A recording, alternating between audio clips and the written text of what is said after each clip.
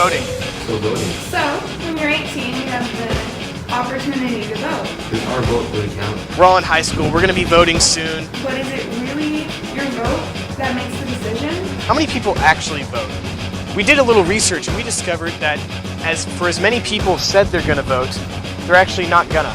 And does it really matter? Does our vote really count? Can we actually go to a ballot and cast our vote and expect our leaders to win? Perhaps through our research, we can change the face of the United States. We can change how people vote. We can change how the educated voter thinks and maybe how the uneducated voter sees voting. We can change the leadership in the United States.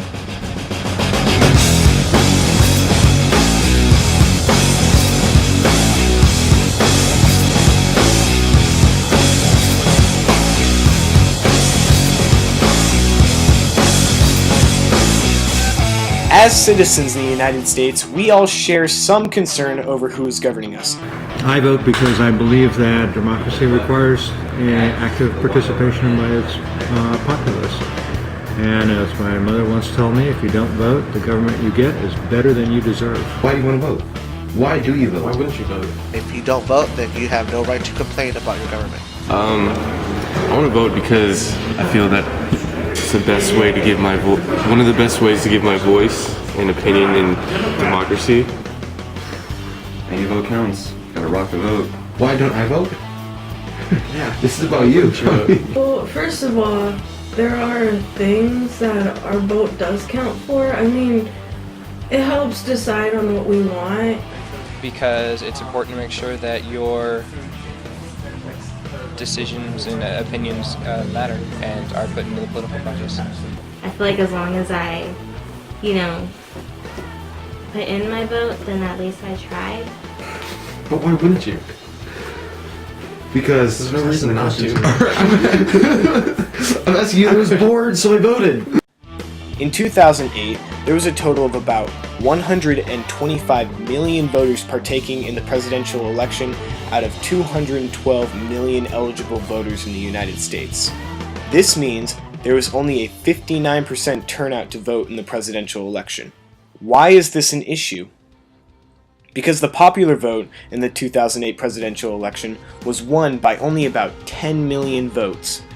So those missing 87 million eligible voters who skipped out could have made a difference in the election, but opted not to. If you don't vote, the government you get is better than you deserve. If you don't vote, then you have no right to complain about your government. If this statistic stays constant with our generation, then out of the 25-ish people we interviewed on camera for this documentary saying they planned on voting, only 15 will actually make it to the ballot. When we don't vote, we put our government at the mercy of everyone else's public opinion. Please state your name. Not yet. Now we are. Please. This begs the question, how educated is the average voter and where do we get our information? I think that the media is the only way you find out about most of the things that go on in a political arena. I think political ads on TV have an effect in that the attack ads and things like that make me want to vote for the person they are attacking. Generally not to take everything I hear on TV literally and necessarily believe it, because it is kind of skewed a lot of the times. Case in point was the last campaign for California governor. I mean, it was part of the reasons why I didn't vote for Meg Whitman, because she lied so blatantly in her advertisement. Studies show that people who use the attack ads do tend to garner support. They do tend to work. Part of the benefit for them is a lot of the major candidates aren't the sponsors of the ads. They come from a lot of minor interest groups that just want to support one person or another, so that the actual candidates can act like they're kind of stay out of it. But in general, they are effective, which is why they're used. So without the media, you couldn't make any decisions. There's no way that I can go out and personally meet every candidate. So Josh, if you were putting an attack ad against Luke, it would make me like you even less and make me want to support Luke simply because you were attacking him. And I just don't think that's the correct way to run a political campaign. So if I really want to research something, I'll do it on the internet, or if I really want to get into it, I'll actually read a book. It depends, actually. For issues that concern me greatly. I do my own research on them.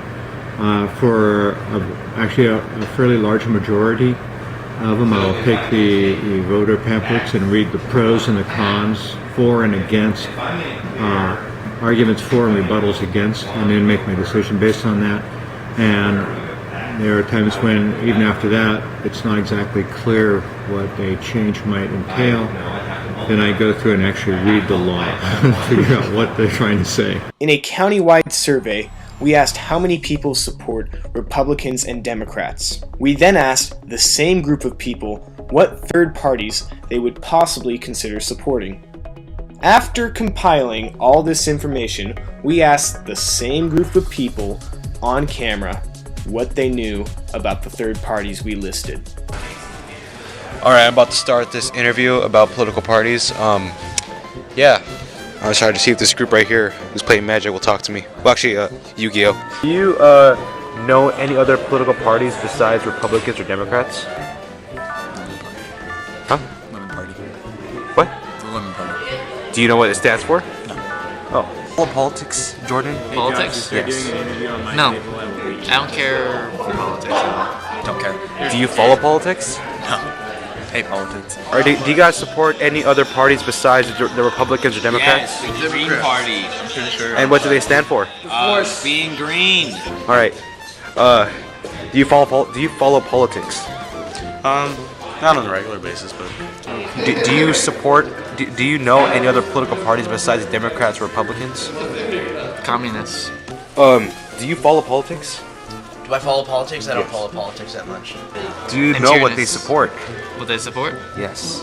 Communism. Do you know any other political parties besides Republicans or Democrats?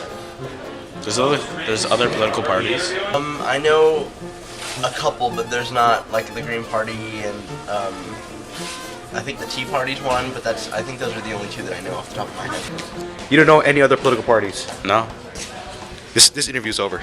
It's no surprise the information on the third parties is limited. In the 2008 election, Obama spent 2,138 times more money than Green Party candidate Cynthia McKinney, whom, in the 2008 election, had the lowest campaign funding out of all the presidential candidates running that year. The American political machine is pushing Republicans and Democrats down our throats while ignoring candidates who actually acknowledge the issues, like those in the Green Party, the American Independent Party, and the Libertarian Party. I think on those parties, to get enough information, you have to actively find it yourself. Because, as you guys just said, that they don't get a lot of TV ads because it costs so much money. Political parties are supported by their membership, so if they have a larger membership, they should have a larger say and obviously have more money. Third parties don't have the ability to get anything accomplished. They don't have the ability to run committees or anything. One of the reasons I generally don't support third parties is because they have such a poor chance of winning anything, especially in big races. At local level races, state races, there's a lot of third and fourth, multiple smaller parties that get involved. But in big, nationwide, like presidential races, really they don't have a chance. I do think they play an important role, though, because if a third party gets a lot of sway, the big two parties will have to then adopt some of their ideas to try and balance it out. An example of this right now would be like the Tea Party movement. It's not really a third party, but it's different enough from the Republican Party, and it's got such a big pull nationwide that it's pulled the Republican Party more right-wing. We don't need to limit how much political parties can spend on an election.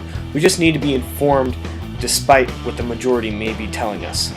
When we don't study for a test in school, we know it will be harder to get the answers right, and yet we put it off sometimes for what we consider to be more important things. But like an SAT, these decisions to study and to research will follow you for the rest of your life.